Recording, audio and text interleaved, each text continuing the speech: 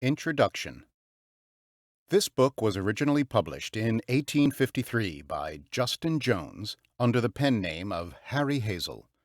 Jones was one of the first to publish dime novels, well ahead of his time, with more than 40 such novels to his credit. Jones was born in Brunswick, Maine in 1814 and died in 1889. He published a weekly entitled The Hartford Pearl and Literary Gazette, and later the Boston Pearl and Literary Gazette. Jones also was a printer, and his work included a number of children's books. Under the name of Harry Hazel, Jones set forth a sea of at least 18 novels with nautical, naval, and early American themes, such as The Corsair, or The Foundling of the Sea, an American romance; The Pirate's Daughter, or The Rover of the Atlantic; Forp Tap, or The Middy of the Macedonian, in which is contained the concluding incidents in the eventful career of Big Dick, King of the Negroes; Flying Yankees; and Harry Tempest and the Doomed Ship.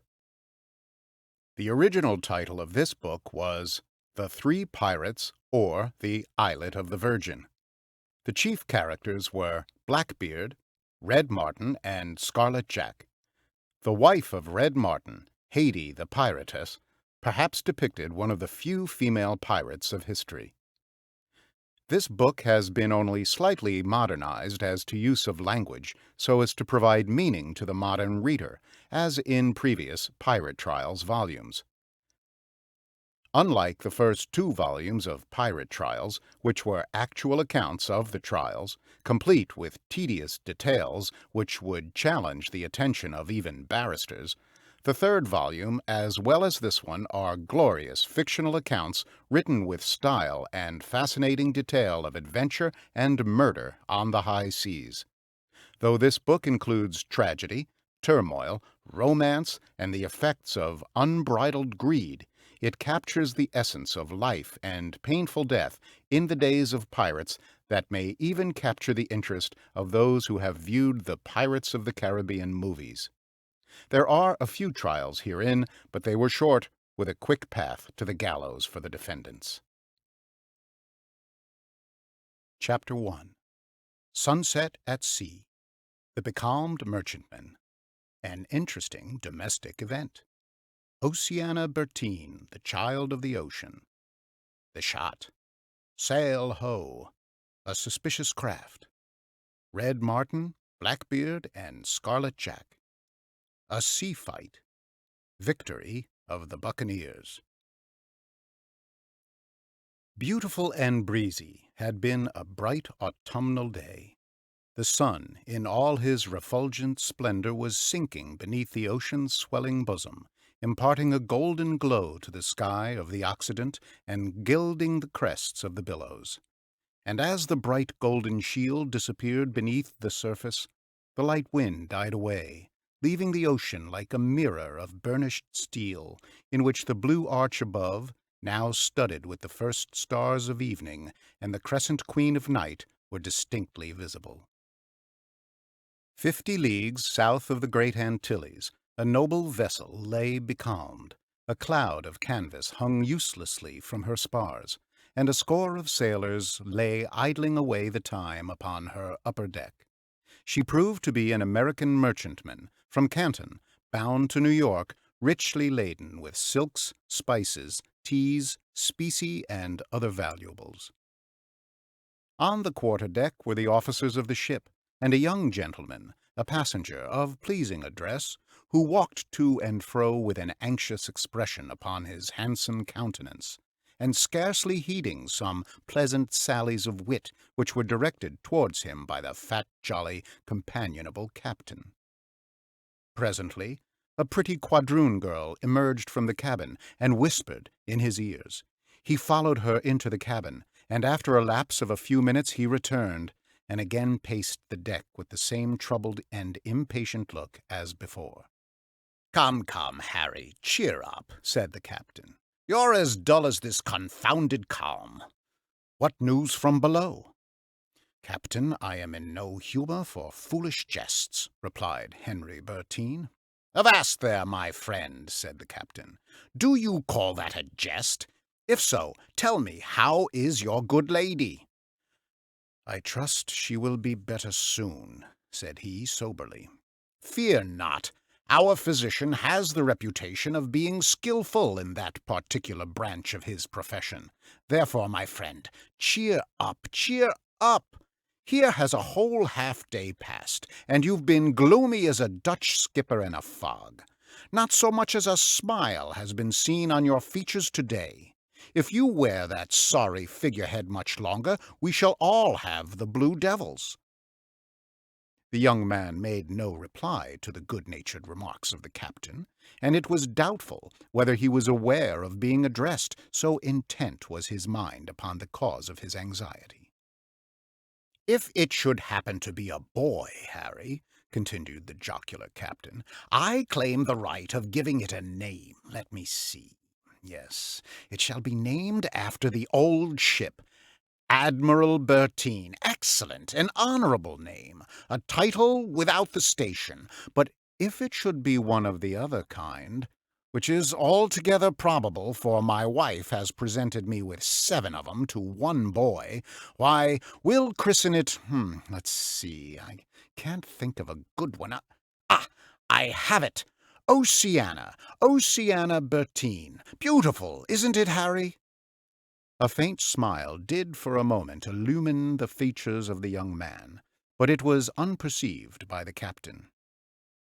Some 10 or 15 minutes more elapsed, when the physician appeared. Henry Bertine seized him by the hand, and without uttering a syllable, looked anxiously into his face. A smile of satisfaction greeted him. "I give you joy," said the physician. "Is it a boy?" ejaculated the captain. "How is my Isabella?" asked the anxious husband. "I'll wager my best bower it's one of the other kind," interrupted the captain. "That's always my luck." "Is she well?" "As can be expected," said the physician, finishing Harry's sentence. "Ah, there comes Sybil," said the captain, as the quadroon servant came on deck, bearing something with tender care in her arms. "Now, Sybil, my yellow beauty, let's know what you've got there." "Mrs. Baby, massa," answered the maid. "What is it, Rose?" "A baby, massa." "What sex, I mean?" "Fair sex, massa cap'n," said the delighted quadroon, as she proceeded to unfold the richly embroidered blanket which concealed the little innocent.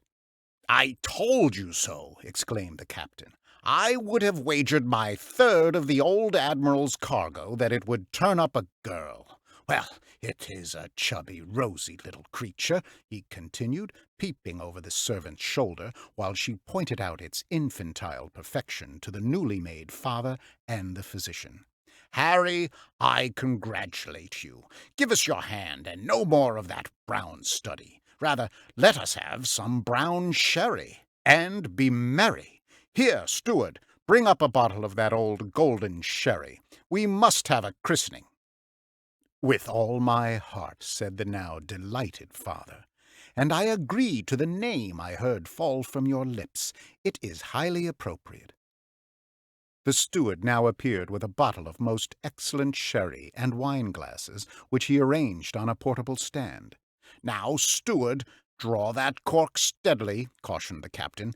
"Handle it with as much tenderness as Rose does the infant. That will do. Now, Harry, doctor, let me fill your glasses with a wine fit to christen an angel with. Here, Mr. Sampson and Mr. Kay," said he, addressing his 2 subordinate officers, "join with us in christening this child of Neptune." All the glasses being filled, the captain proposed the following: "Here's to the health and happiness of Oceana Bertine. God bless her." The glasses were scarcely emptied when a faint flash was seen.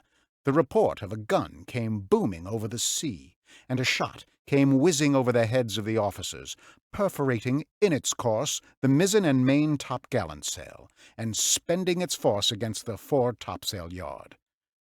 "In heaven's name, where's that shot from?" shouted Captain Stark, dropping his wine-glass upon the deck, which shivered to atoms, and springing into the mizzen rigging. "Sail ho!" cried out a man from the masthead. "Where away?" demanded the captain. "Directly astern," was the response. "What is she?" "A brigantine with boats out, towing down upon us." "Steward, my night-glass!" shouted the captain. "Be lively! I smell mischief." The glass was handed him, and after surveying the suspicious vessel for a few moments, he leaped upon the deck, and said to his chief mate, "I can't exactly make her out. There are but few men in the boats, and 2 only visible upon her deck. But I like not her looks. Pipe all hands on deck, and prepare for the worst." Then, turning to his physician and passenger, he said, "Gentlemen, I wish to create no unnecessary alarm, but as certain as my name is Stark, I believe we shall shortly be attacked by pirates." "Merciful God, what is to be done?" ejaculated Bertin, as he thought of the helpless condition of his wife and child. "Fight to the last! Fight like demons, like pirates!" promptly answered the bold commander. "If they do not outnumber us, they shall not be masters of the Admiral, while I have power to wield this right arm. Mr. K," he continued, addressing the second officer, "see that our swivels are mounted, muskets put in order, and muster on deck every pistol, pike, and cutlass." "Aye, aye, sir," responded the second mate. "Then hoist up a few kegs of powder. Roll 2 into my cabin. If necessary, I'll give the devils a warmer reception than they dreamed of." There was a terrible meaning in the captain's last words, which caused his subordinate to quail with terror. "You surely do not intend—" "Question me not," interrupted the courageous man. "I know my responsibility and my duty. See that my commands are obeyed to the very letter. Have every man armed, swivels and muskets loaded, and every necessary preparation to fight to the last." The officer went forward to put into execution his superior's orders. In half an hour's time, all available means of the ship were brought into requisition to give the pirates battle. Meanwhile, the suspicious craft gained slowly upon the merchantman, occasionally firing a salute, which did no other damage than to carry away the main royal yard and parting some of her light rigging. As Captain Stark predicted, the chase was a pirate, and commanded by the devil incarnate, Red Martin, the noted chief of a piratical squadron consisting of 3 vessels, called the Thunderbolt, the Raven, and the Shark. The 2 latter were at this time in command of 2 pirates who were known by the pseudonyms of Blackbeard and Scarlet Jack. As these personages have conspicuous parts to enact in our drama, we shall here give a brief description of each. The chief of the Thunderbolt, Red Martin, was none other than the celebrated Martini Benavides, a man of Herculean frame, and whose exploits on the coast of South America and in the Gulf of Mexico had made his name a terror to all the navigators of those seas.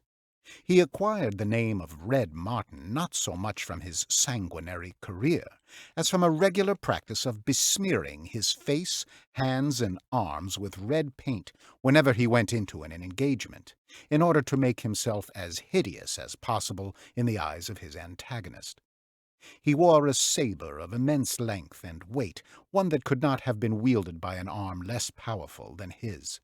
At one blow, in his right arm, this formidable blade had severed in 2 a hempen cable of 3 inches diameter. He also carried in his belt a pair of huge pistols, either of which would send a ball through an oaken plank.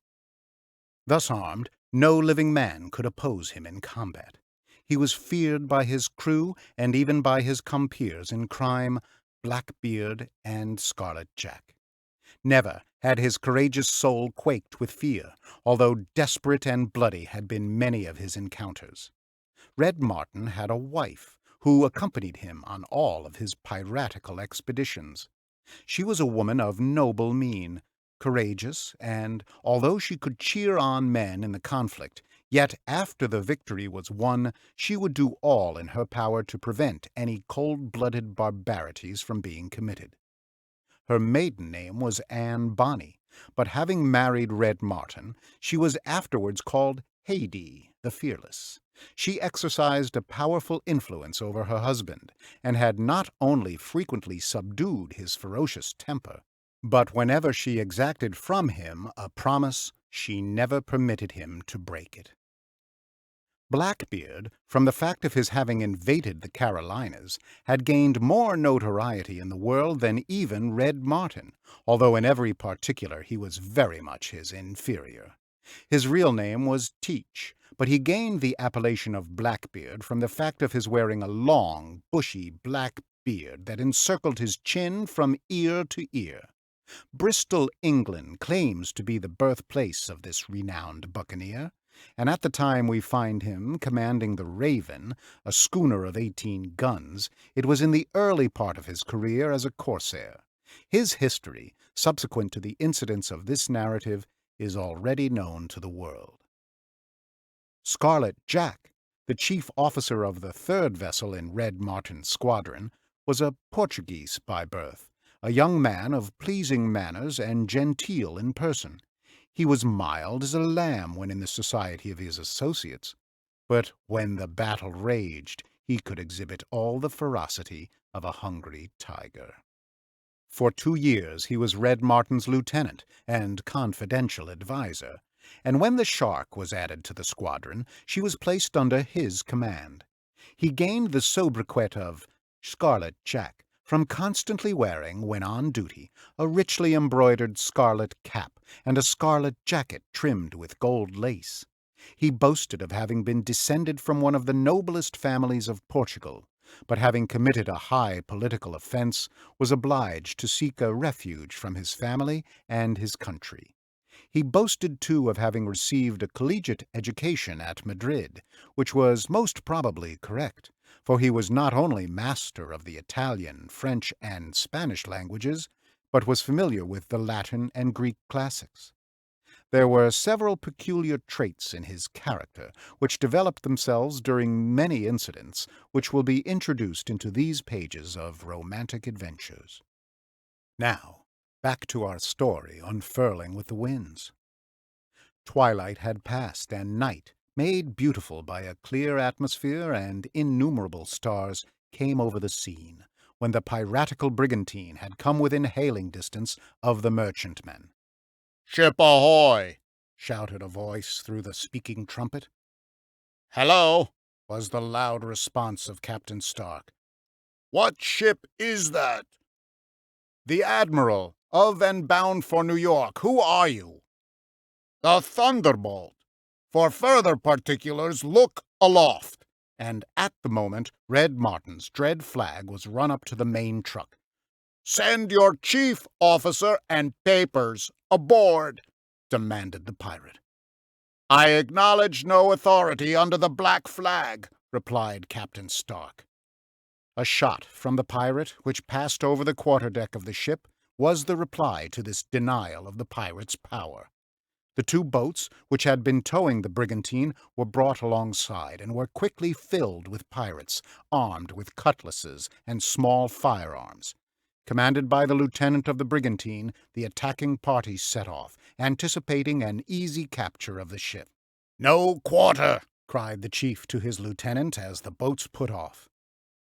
All was silent as death on board the ship. The crew, with the exception of 2 who had charge of the swivel, were ranged along the bulwarks, each armed with a musket and boarding pike, and an order was given not to fire a gun until the word should be heard. Onward came the buccaneers, elated with the prospect of securing so rich a prize as they supposed the merchantman to be, little imagining how warm a reception they were likely to meet with. The boats were within 6 rods of the ship. The pirates were full of exultation and glee, but suddenly these were changed to groans, death struggles, and blasphemous anathemas. A well-directed volley of musketry, including a shower of deadly missiles from the swivel, had caused dismay, death, and destruction in the attacking party. One of the boats was stove and sunk immediately, with more than half the crew, while the remaining were floundering about with death staring them in the face. In the other boat, several were killed, including the lieutenant, while many were severely wounded. Those of the crew who were not disabled picked up several of their comrades and rowed with all possible dispatch towards the brigantine, and of the two boats' crews, consisting of 30 men, only 9 returned, and 2 of them had received mortal wounds. Red Martin stood on his deck and watched the terrible destruction of the expedition, which so sadly decimated his force. He raved and cursed like a madman, and vowed the most summary vengeance, and no sooner was the returning boat out of range of his guns than he poured a whole broadside into the ship, which stove in her starboard bulwarks and carried away the mizzenmast. But the quick apprehension of Captain Stark caused him to order every man below, thinking that the corsair chief would aim to rake the ship's deck by a whole broadside as soon as the boat was out of the way of his guns. Again and again was the broadside repeated, doing considerable damage to spars, rigging, and sails, but as yet only 1 man had fallen. Expecting that the brigantine would range alongside for the purpose of boarding, Captain Stark made every preparation to repel such attack, and, in case they succeeded, he had his swivel mounted aft and loaded to the muzzle with bullets to sweep his own deck. He, as well as all on board, had determined to die in defense of the ship rather than surrender to the pirates, and to sell their lives as dearly as possible. There was hope, faint to be sure, that they might be the victors, or at least to beat off all the attacks of the ruthless foe. But this hope vanished when 2 other vessels, each with the corsair flag flying, were descried in the dim distance, coming down with a light breeze which had sprung up. Red Martin signaled to the Raven and Shark not to fire into the hull of the ship, thereby endangering the prize so dearly won, but to board her simultaneously on the larboard and starboard bows. This order was obeyed. The Shark came down to windward, while the Raven beat up to leeward. The former having come alongside first, they could not act in concert. Scarlet Jack himself led on the boarders, and like so many devils they seemed as they clambered over the catheads and bulwarks. Now the deadly strife was renewed with a vigor too terrible for description. The pirates fought with heavy cutlasses and pistols, and were met with pikes, swords, and muskets. Captain Stark and young Bertine were in the foremost of the fray, and fought like chafed lions. Many a pirate lay weltering in his gore by their well-directed blows. Inch by inch was that bloody deck contested, until only 7 persons, besides the captain and Bertine, of that ship's company remained. These fought with desperation, and for a time successfully coped with 4 times their number. They had retreated to the quarterdeck, as Blackbeard's crew of devils, uttering hellish cries, came clambering over the starboard bulwarks, eager to participate in the fight. The swivel was now brought into requisition, and the captain himself applied the match. The discharge swept all before it. The carnage was so great that for a moment or 2 the pirates were staggered. But perceiving only 6 men contending against their scores, they rallied and impetuously rushed on to the deck, and a large body of pirates was directly in the midst of the brave ship's defenders, when another discharge of the swivel did terrible execution, not only in range of the piece, but on all around, for the gun had burst, and the fragments of iron did their worst. The havoc was awful.